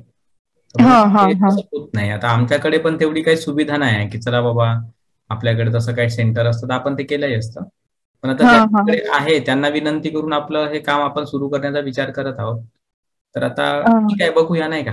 आता आमचे सर आहेत, त्यांनी म्हटलेलं आहे की आपण करू, जर ते शक्य होऊन जाईल आणि ते एकदम होऊन जाईल सुरू. मग तसे आम्ही मेसेजेस टाकू मग. हो सर. सध्या जेवढं शक्य होते ऑनलाईन जरी आपण शिकत आहोत तरी एक मोठी क्रांती म्हणायला हरकत नाही. कमीत शिकत तरी आहोत ना या गोष्टी, नाही हो, शिकत नवीन शिकायला, शिकण्यापेक्षा माहित व्हायला भेटत आहे सगळं. हे एक महत्वाची गोष्ट आहे. हो, बरोबर सर. आणि ऑनलाईन मुळे काय झालं, कुठले पण बाहेर गावचे लोक सुद्धा त्याच्यामध्ये जॉईन होऊ शकतात. हो. ऑफलाईन म्हटलं तर मग ते कसं प्रवास करून मग या तिथे हे करा, असं काही सर्व होत नाही ते, नाही. हो, मला एक विचारायचं आहे सर अजून. आता जसं आपण हे मेडिटेशनचं हे प्रॅक्टिस करतो, आनापानासती राहू द्या या कायागत स्मृतीमध्ये, तर ह्याच्यामध्ये जर अजून लवकर प्रगती करायसाठी त्याच्यासोबत दानशील हे जास्त राहणं जरुरी आहे का? नाही, ते जास्त राहणं जरुरी नाही, पण तुम्हाला ते करावंच लागेल ना. तुम्ही त्याला अवॉइड नाही करू शकत त्या गोष्टींना. नाही, ते तर करतातच. शीलाचं पालन आपण केलंच पाहिजे. भिक्षू संघाला असेल किंवा धम्माच्या कार्यासाठी असेल तर आपण दान हे दिलंच पाहिजे. दानशील आणि भावना हा म्हणजे बौद्ध जीवन मार्ग आहे. पण आता आपण कसं बेसिकली पंचशील किंवा उपवासाच्या दिवशी अष्टशील वगैरे घेतच असतो. कोणी भिक्षू असले किंवा धम्माच्या कार्यात किंवा जयंती वगैरे साठी आपण थोडंफार दानही करत असतो. त्याच्यामुळे ते आपण सांगत नाही, कारण ऑलरेडी आपण ते करतोच ना, नाही का. आपण जो विषय दुर्लक्षित आहे किंवा शिकण्याची गरज आहे तर त्याच विषयावर कॉन्सन्ट्रेशन केलेलं आहे. बरोबर. पण असं वाटते केव्हा केव्हा की लवकर प्रगती नाही होत, की कुठेतरी लवकर प्रगती होत नाही असं विचार करून चालणार नाही. कारण कसं आहे, कोणतीही प्रगती ही प्रामुख्याने टेक्निकने होते किंवा योग्य प्रॉपर मेथड समजल्या तर प्रगती होते. आता उदाहरण तुम्हाला सांगतो की आता ते पूर्वीच्या म्हणजे एक उदाहरण एक्झाम्पल म्हणून बायोलॉजी मधलं उदाहरण तुम्हाला देतो. जेवढेही जीवसत्व समजा विकसित झालेले आहेत, त्यांनी सांगितलेलं आहे की नॅचरल सिलेक्शन मुळे ते विकसित झाले बाबा, आणि काही म्युटेशन्स मुळे वगैरे आले. तर या प्रक्रियेसाठी लाखो वर्षाचा, करोडो वर्षाचा कालावधी लागला, नाही का. या 200-400 वर्षामध्ये जे सायंटिफिक रिसर्च झाले आणि त्याच्यामध्ये लोकांना डीएनए पॅटर्न्स हे ते शोधून काढले. आता आपण बघतो की हायब्रिड कोंबड्या, हायब्रिड जनावरं, हायब्रिड कुत्रे किती निर्माण झाले सांगा बरं. झाले की नाही निर्माण? बरोबर आहे की नाही. म्हणजे आज अंडे किती मोठ्या प्रमाणामध्ये लोकांना भेटते, दूध मोठ्या प्रमाणामध्ये भेटते, नाही का. हे सर्व कशामुळे झालं? सायंटिफिक प्रगतीमुळे झालं. म्हणजे आता नॅचरल सिलेक्शनवर लोक डिपेंड नाही राहिले ना. त्यांना डार्विनने एक थेअरी सांगितली का बाबा रे हे असं असं होते. मेंडेल थेअरी सांगितली का असं असं होते बाबा, शरीरात काहीतरी एक गोष्ट आहे जी पास ऑन होते. लोकांनी जेव्हा रिसर्च केलं तर आज डीएनए पॅटर्नचा शोध लागला, आरएनए पॅटर्नचा शोध लागला. त्याच्यात पर्टिक्युलर चेंजेस केल्यामुळे कसा काय बदल होऊ शकतो हे लोकांना समजलं. तर लोकांनी ते केलंच ना शेवटी. आज बघा, पूर्वी लोक मुलं बाळं होत नाही म्हणून नवस गिवस करायचे किंवा बाबांकडे. आता लोक डायरेक्ट टेक्स्ट ट्यूब बेबी करण्याची तयारी करतात, सरोगसीचा ऑप्शन निवडतात. पडला का? म्हणजे कमी वेळामध्ये फरक पडला हा. अगदी 50-100 वर्षामध्ये जे जगाने क्रांती करून दाखवली ते लाखो वर्षात नव्हती झाली ना. म्हणजे सांगायचं तात्पर्य माझं याच्यासाठी आहे की ज्ञान जर प्रॉपर जर भेटलं आपल्याला कोणती गोष्ट कशी करायची आहे तर गोष्टी लवकर साध्य होतात. आपल्याला वेळ लागत असतो ना, तो अज्ञानामुळे लागत असतो किंवा ते प्रॉपर आपल्याला समजलेलं नसतं त्याच्यामुळे लागत असतो.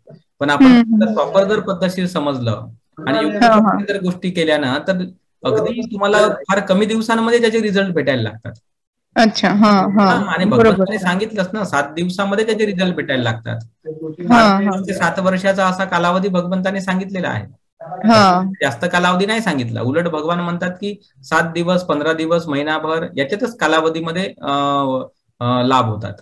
पण आपण त्या तेवढ्या टेक्निकल पद्धतीने आजपर्यंत कोणी ते शिकवलं नाही. फक्त म्हणणं हे आहे की खूप तपावं लागेल, खूप तपावं लागेल, खूप तपावं लागेल, मग तुम्हाला फळ प्राप्त होईल. पण फळ देईल कोण? इथे ईश्वर नाही, परमेश्वर नाही, तर तुमच्या तपाला पाहून फळ देणारा कोण आहे? का कोणी इथे चित्रगुप्त आहे का तुमचा रेकॉर्ड ठेवत आहे ना बाबा, मग याचा रेकॉर्ड पुण्यवंताचा आहे बाबा, दे याला फळ, असं काय होणार आहे का? असं तर काही होणार नाही ना.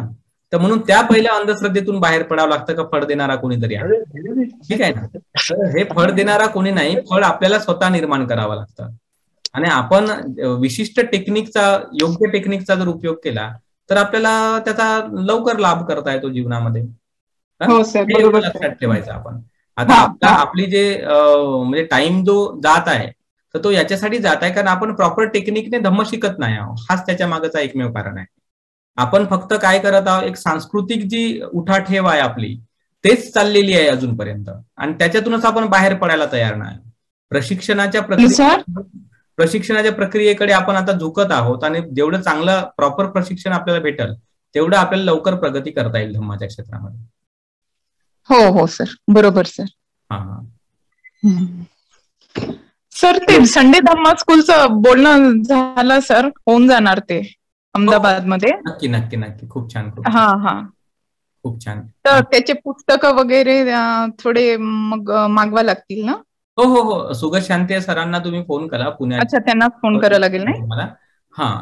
त्यांना मी तसं सांगतो, आणि ते मग पर्यटक संडे धम्म स्कूल जिथे कुठे आपल्याला सुरू करायची असेल, तुमच्या गुजरातमध्ये सुरू करू शकता किंवा महाराष्ट्रातही कोणाला सुरू करायचं त्यांच्याशी संपर्क केला तर मग आम्ही ते सगळे बुक्स वगैरे किंवा सिलेबस वगैरे जे आहे ते आम्ही सगळं पाठवून देऊ, काही प्रॉब्लेम नाही. सर, हे परियत्ती आणि पटीपत्ती म्हणजे एक पावलावर बरोबर स्टेप बाय स्टेप चालणं ना, पटीपत्ती म्हणजे, आणि परियत्ती थोडस सांगा ना थोडं सर. परियत्ती म्हणजे एक सूत्र, भगवंताने शिकवलेले सूत्र आहे, त्यांचा अभ्यास, त्याला परियत्ती म्हणतात. पटीपत्ती म्हणजे त्याची प्रॅक्टिस. प्रॅक्टिस. प्रतिवेदन म्हणजे त्याचा अनुभव. अच्छा, असं असते ते. आता तिन्ही गोष्टी कोरिलेटेड आहेत एकमेकांशी, एकमेकांपासून अलग नाही करता येत. बरोबर सर. ठीक आहे sir. Thank you sir. Thank you very much. Hello sir. बोला तर. खूप खूप मंगलकामना, खूप खूप धन्यवाद या आपल्या सर्व परिश्रमाला, ज्ञानाला, आणि आपण जो धर्म शिकवत आहात तथागतांच्या माध्यमातून, जे काही आपण आज या सगळ्या गोष्टींचा लाभ प्राप्त करतो आहोत, तो लाभ तुमच्याकडून आमच्यापर्यंत पोहोचतो आहे. आणि म्हणून तुमचं अभिनंदन करावं तेवढं खूप खूप खूप कमी आहे. आणि आजच्या या निमित्तानं मी काही घटनांचा उल्लेख या ठिकाणी करू इच्छितो, ज्या अभिज्ञेच्या बाबतीमध्ये आहेत. माझा आवाज ऐकता का आपण सगळे लोक? हो. अच्छा. तर पहिली घटना आपल्या भारताचीच आहे, कारण याची अनुभूती मी स्वतः घेतो आहे. सायंटिस्ट लोक शोध लावतील तो नंतरचा भाग आहे, तो भविष्यातला भाग आहे. पण ऍट प्रेझेंट या मोमेंटला सुद्धा मी ज्या प्रक्रियेमधून जातो आहे, कारण जी प्रक्रिया मी जगतो आहे, एनर्जी सायन्स मी ज्या अभ्यास करतो आहे, तर याची सुरुवात भदंत के आनंद यांच्या पुस्तकापासून माझी झालेली आहे. 28/2/1964 त्यांनी हे पुस्तक प्रकाशित केलं होतं. आणि हे भंतीजी नायर हॉस्पिटलमध्ये त्यावेळेला वास्तव्यास होतं. आजच्या त्या ठिकाणी आजचं जे आधुनिक नायर हॉस्पिटल आहे, त्यावेळेला तिथे त्यांचं बुद्ध विहार होतं. आणि नंतर काही काळानंतर हे बुद्ध विहार आपल्या वरळी सी फेसला स्थलांतरित करण्यात आलं. तर त्या आपल्या भंतीजींनी जे पुस्तक लिहिलं, ते त्या पुस्तकाचं नाव आहे भीमपुष्प. कदाचित हे पुस्तक तुमच्या संग्रही असेल. म्हटलं भीमपुष्प. नाही, माझ्याकडे नाही आहे ते पुस्तक. तर त्याची झेरॉक्स मला एका उपासकांनी दिली. आणि त्याच्यामध्ये या काही सूत्रांचा उल्लेख केलेला आहे. ज्या वेळेला रोग भय निर्माण होतं, अमनुष्य भय निर्माण होतं, दुर्भिक्ष भय निर्माण होतं, आणि या माध्यमातून ज्या वेळेला भंतीजींकडे अनेक उपासक नायर हॉस्पिटलच्या त्या बुद्धविहारामध्ये यायचे, त्यावेळेला त्या सूत्र त्यांना पठन करायला ते जायचे. आणि त्याच्यातून या सगळ्या दुःखातून, रोगातून, अमनुष्य भयातून आणि दुर्भिक्षातून त्याची मुक्तता झालेली आहे, असं त्यांनी त्या पुस्तकामध्ये नमूद केलेलं आहे. आणि याची प्रचिती बघण्यासाठी मला हे पुस्तकाचं झेरॉक्स ज्या वेळेला मिळालं, त्यावेळेला मी काही उपासकांवरती याचे प्रयोग केले. आणि त्या उपासकांना एवढे चांगले अनुभव आले की भंतीजी हे कसं काय घडू शकतं. म्हटलं हे माझी किमया नाही, ही किमया आहे तथागतांची. आणि ज्या माध्यमातून बरंचसं त्यांनी संक्षिप्त रूपामध्ये काही गाथा दिलेल्या आहेत, त्या गाथांचा उपयोग मी आपल्या उपासकांच्या आरोग्यासाठी केला, काही अपत्य प्राप्तीसाठी पण केला, काही रोगासाठी पण निर्मूलन करण्यासाठी पण केला, आणि अमनुष्य भय आणि दुर्भिक्ष भय याच्यासाठी सुद्धा केला. तर त्याचे रिझल्ट आज आपल्याला माझ्यामध्ये अगदी उदाहरण पुराव्यानिशी मी तुमच्याकडे ते सादर करू शकतो. तर हे मूळ भारतातलं उदाहरण आहे. म्हणजे अभिज्ञा ज्ञानाचं ज्ञान ज्याच्याकडे आपली मंडळी पूर्णपणे तुम्ही सांगितल्याप्रमाणे हेतुपुरस्सर दुर्लक्ष करतात. तर हे आजच्या सध्याच्या स्थितीमध्ये हे घडतंय सर. आणि विषय जास्त न लांबवता, आता ही तर आपल्या भारतातली घटना झाली, आपल्या मुंबईतली घटना झाली, पण थायलंडची घटना मी तुम्हाला सांगतो. भोवते नावाचा परिवार आहे. जो माझ्या बिंबिसार नगरमध्ये राहतो, गोरेगावमध्ये. तर त्यांना अपत्य प्राप्ती होत नव्हती.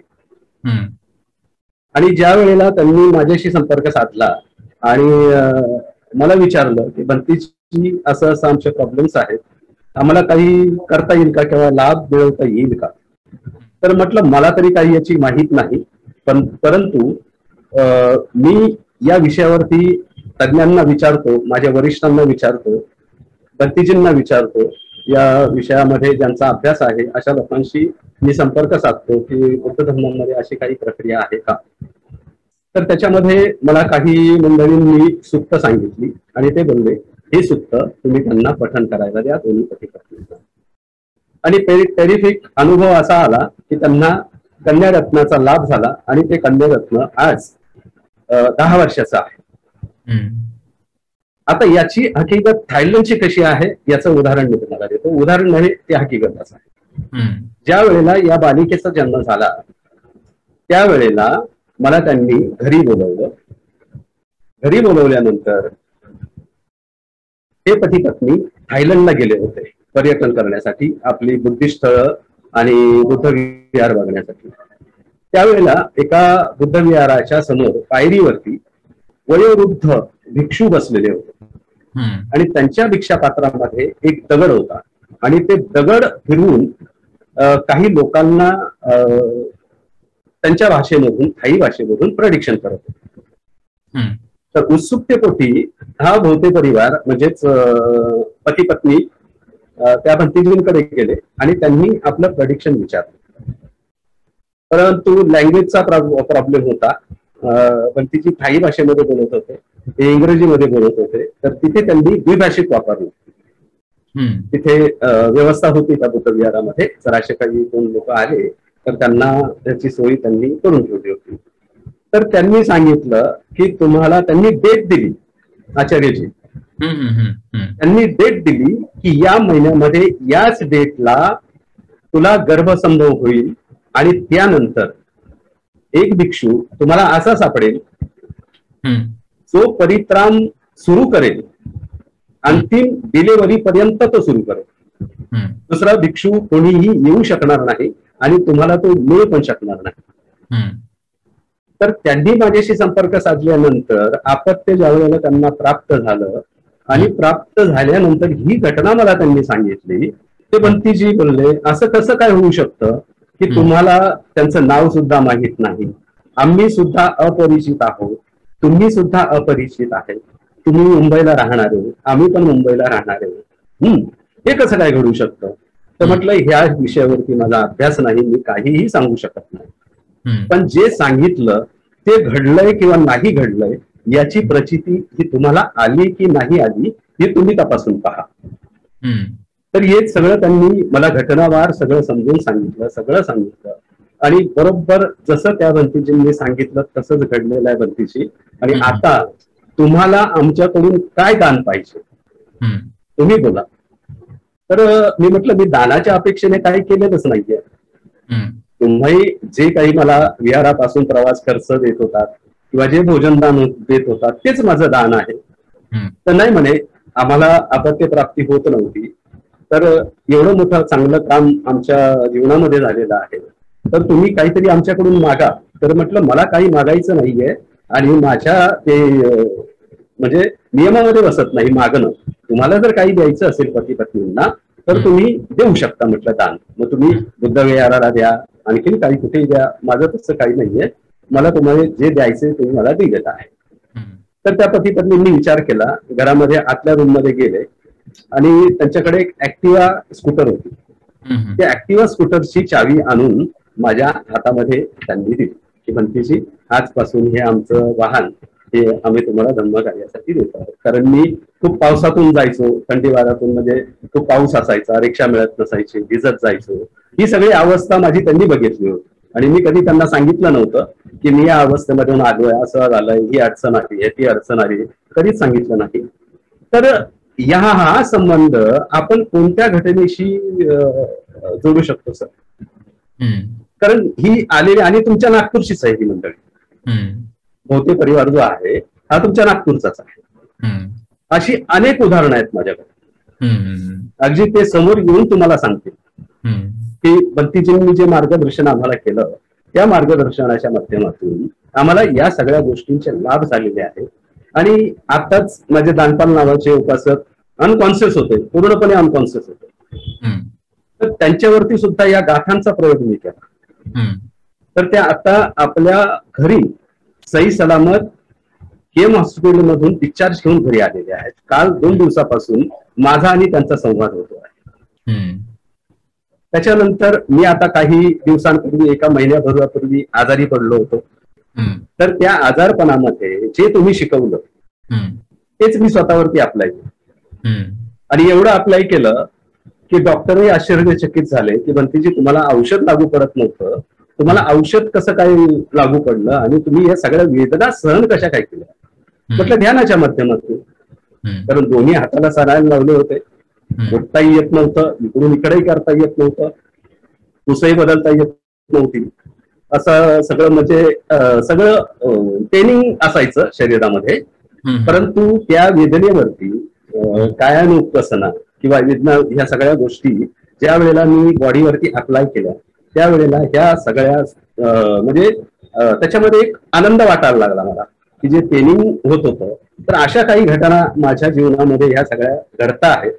आणि प्रॅक्टिकल खूप सुरू आहे. प्रत्येक दिवस हा प्रॅक्टिकल मध्येच जातो, अभ्यासामध्येच जातो. आणि त्याच्यामध्ये तुम्ही केलेलं मार्गदर्शन याच्यामध्ये खूप मला फायदेशीर ठरत आहे. आज मला ज्याच्याकडून मी काही प्रश्नांची उत्तरं मागत होतो तर ती मला मिळत नव्हती, किंवा जी प्रश्नाची उत्तरं शोधण्यासाठी अनेक लोकांनी मला सांगितलं की याचं जर उत्तर तुम्हाला पाहिजे असेल तर याच्यासाठी तुम्हाला प्रचंड प्रमाणामध्ये खर्च येईल. तर ते पैशाचाही प्रश्न आहे आणि भिक्षूकडे किती पैसे असतात हे तुम्हाला अनुभवावरून माहिती आहे. तर असे काही समाजामध्ये घटक काम करणारे आहेत, ते या एनर्जीवरती काम करतात, त्या सगळ्या अभिज्ञ ज्ञानावरती काम करतात. पण आपली मंडळी जी आहेत, तर पहिलं नाव तर माझंच म्हणजे तुमच्याकडून तुमचंच नाव मला समोर येत आहे. या विषयावरती तुम्ही मला काम करताना दिसताय आणि प्रॅक्टिकली दिसताय. तर या म्हणजे शब्द अपुरे आहेत सर या सगळ्या गोष्टींचं तुमचं अभिनंदन करण्यासाठी किंवा धन्यवाद देण्यासाठी. तर अशा काही गोष्टी आहेत. कारण एक गोष्ट आणखीन पण आहे, खूप खूप प्रचंड आहे. ज्या वेळेला आपण प्रत्यक्ष भेटू त्यावेळेला यावरती चर्चा होईलच. वरळीला जॅपनीज बुद्धिस्ट टेम्पल आहे, त्या बुद्धिस्ट टेम्पलच्या माध्यमातूनही काही घटना घडलेल्या आहेत. तर त्या प्रत्यक्ष दर्शनी या लोकांनी माझ्याशी संपर्क साधून त्या घटना माझ्याशी शेअर केलेल्या आहेत. तर अभिज्ञ ज्ञानाचं ज्ञान हे सत्य आहे. कारण मी पर्टिक्युलरली या जीवनशैलीमध्ये जगत असताना किंवा भिक्षू जीवनामध्ये जगत असताना याचे अनुभव असंख्य वेळा मला आलेले आहेत आणि येत आहेत. आणि हे अनुभव आता का येत आहेत, कशामुळे येत आहे, त्याच्या पाठीमागे कोणतं सायन्स काम करतंय किंवा कशा पद्धतीने ह्या सगळ्या घटना घडत आहेत, हे तुमच्या प्रवचनामुळे मला आणि तुमच्या मार्गदर्शनामुळे तुमच्या या सगळ्या प्रॅक्टिकल थेअरीमुळे माझ्या लक्षात यायला लागलेले आहे. हो, कारण आतापर्यंत मी आपल्या गुरुजींची पण अनेक शिबिरं केली, त्याही शिबिरामधून गेलो, पण तिथेही माझ्या समाधानकारक मला उत्तरं मिळालेली नाहीत. अनेक इतर सुद्धा ग्रुप आहेत जे फॉरेन वरून पूर्ण जगभर प्रचार प्रसार करत असतात, प्रॅक्टिसेस देतात, निमित्ताकडे बघा म्हणून सांगतात. याही गोष्टींवरती मी त्यांच्याशी चर्चा केली, कारण निमित्तामध्येच भटकलेले आहेत, त्याच्यामुळे त्या विषयावरती न बोललेलं बरं. परंतु आपण जे शिकवत आहात की आधी जाणून घ्या, भगवान बुद्धाने जी गाथा सांगितली ती गाथा आधी समजून घ्या आणि नंतर त्याचं प्रॅक्टिस करा. तर हे अतिशय महत्वाचं ज्ञान आतापर्यंत तुम्ही आम्हाला पोहोचवलेलं आहे. तर आज मी सगळ्यांना म्हणजे सगळ्यांचं अभिनंदन करतो. मागेही क्लासमध्ये मी सगळ्यांचं अभिनंदन केलेलं आहे आणि सरांच्या माध्यमातून ही विद्या पुन्हा आपल्या भारतीय जनमानसाच्या माध्यमातून पुनर्जीवित होते आहे, राईट वे आपल्याला मिळतो आहे.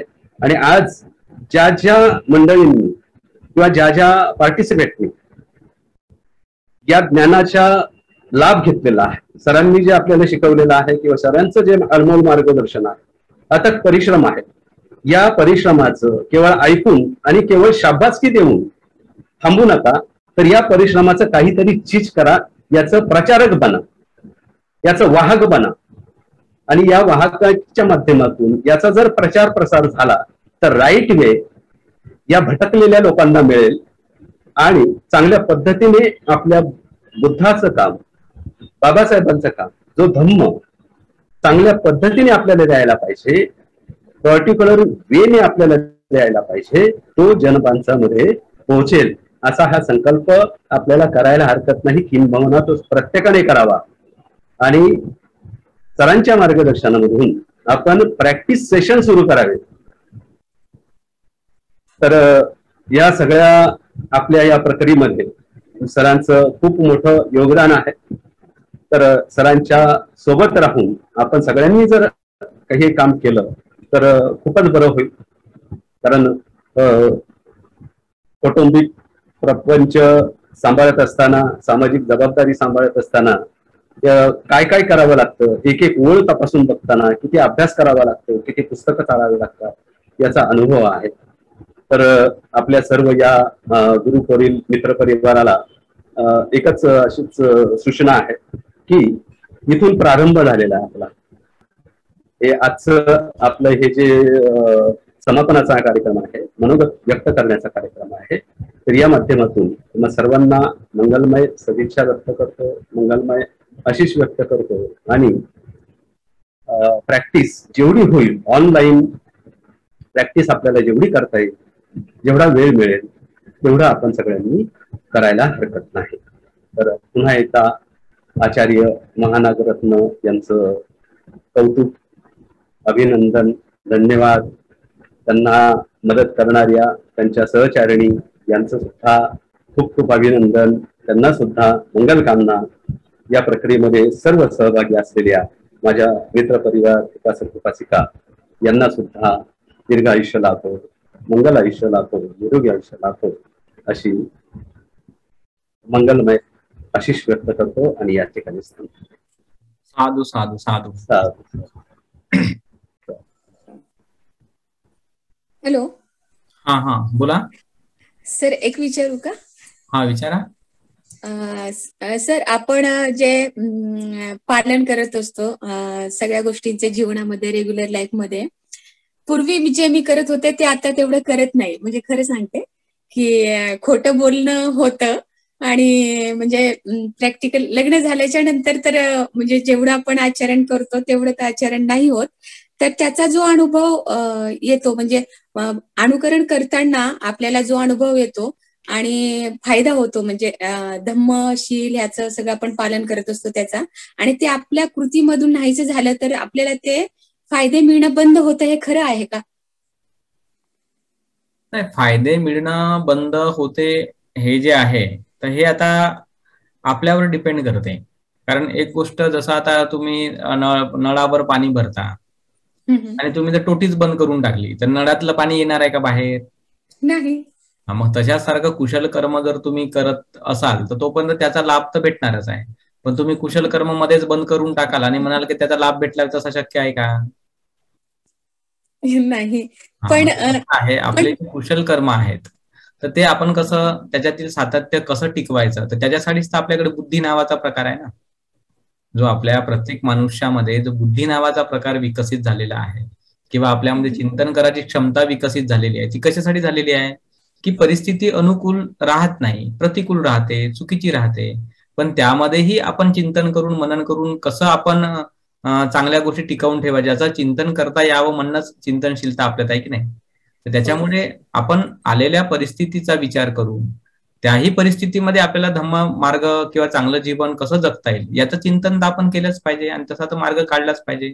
रेडीमेड तर मार्ग कुठेच भेटणार नाही ना आपल्याला, ते शक्य नाही आहे ना. तर त्याच्यामुळे आपल्याकडे जी चिंतनशीलता आहे किंवा जाणण्याची क्षमता आहे तर त्याचा उपयोग करूनच आपल्याला मार्ग क्रमण करत राहिलं पाहिजे आणि सक्सेसफुल लाईफ जगलं पाहिजे, नाही का? ठीक आहे. Thank you sir. हा ठीक आहे. तर बराच उशीर होत आहे. जर कोणाला मनोगत व्यक्त करायचं असेल तर शॉर्टकट मध्ये आपण व्यक्त करावं, नाही का? आणि कारण आपली पण बरीचशी कामं तुम्हाला पण असू शकतात.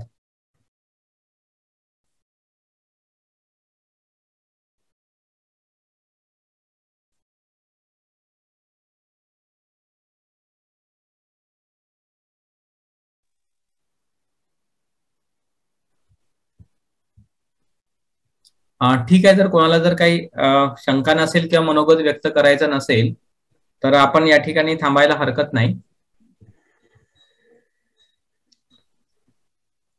सर नमो बुद्धाय, जय भीम सर. हा नमो बुद्धाय, बोला बोला ताई. हा सर, जसं आता भंतेजींनी सांगितलं तर त्यांना जे अनुभव आले ते आपल्याला रेकीमध्ये सुद्धा येतात. म्हणजे जेव्हा मला अभिधम्म माहित नव्हता तेव्हा जेव्हा मी रेकीची प्रॅक्टिस करत होती तेव्हा मला पण असे अनुभव आलेले आहेत. म्हणजे मी असं खूप दूरच्या लोकांवर नाही केली, जे जवळचे लोक आहेत त्यांनाच हे केलं, पण तशा प्रकारचे अनुभव मला सुद्धा आले. तर एखाद्या वेळी मी ते सांगेन वाटल्यास. आपला हा धम्मच म्हणजे जो आहे की आपलं चित्त जास्तीत जास्त परिशुद्ध करण्याचाच हा मार्ग आहे.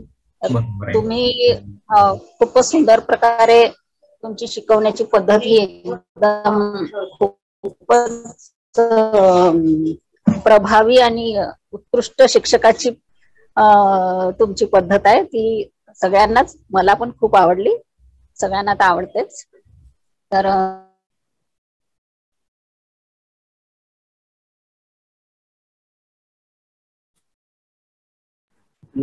एक आवाज थोडा डिस्कनेक्ट झाला, हरकत नाही. तर सर मी तुमच्या परवानगीने एक थोडासा व्हिडिओ शेअर करेल नंतर. ओके. तर बुद्धाची पॉवर काय आहे, हे बुद्धाची पॉवर ही हल्लीच्या काळामध्ये संगीताच्या माध्यमातून AR रहमानने आपल्याला दाखवून दिलेली आहे. काल मी तुम्हाला तो व्हिडिओ तुमच्या पर्सनल अकाउंट वरती शेअर केला होता सर. ओके, जमलं, शक्य झालं तुम्ही टेलिग्राम याच्यावर टाकून द्या. तर तुमची परवानगी मी घेतलेली नसल्यामुळे मी टेलिग्राम वरती आपल्या ग्रुप वरती नाही टाकला तो. तर तिथे त्याचं थोडस मी एक्सप्लेन करतो की AR रहमानने एक अरेबिक सिंगर आणि भिक्षुनी यांचं दोघांचं कॉम्बिनेशन केलेलं आहे. आणि जरिया हे त्यांनी एक अल्बम बनवला आणि त्या जरियामध्ये हे सॉन्ग टाकलं.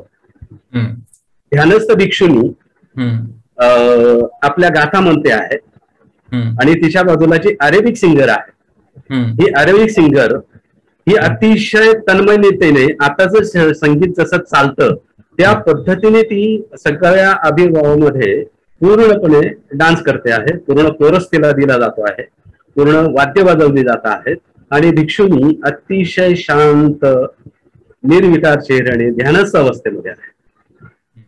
तर ज्या वेळेला AR रहमानला याच्या एका इंटरव्ह्यू मध्ये विचारलं गेलं की बाबा हे म्हणजे काय दाखवण्याचा प्रयत्न केलायस, एका बाजूला एक भिक्षुनी आणि दुसऱ्या बाजूला एक सिंगर जे अरेबिक भाषेमध्ये बोलते आहे, काही हिंदी वर्ड पण वापरते आहे, तर हे याच्यातून तुला काय दाखवायचं या जरियामधून.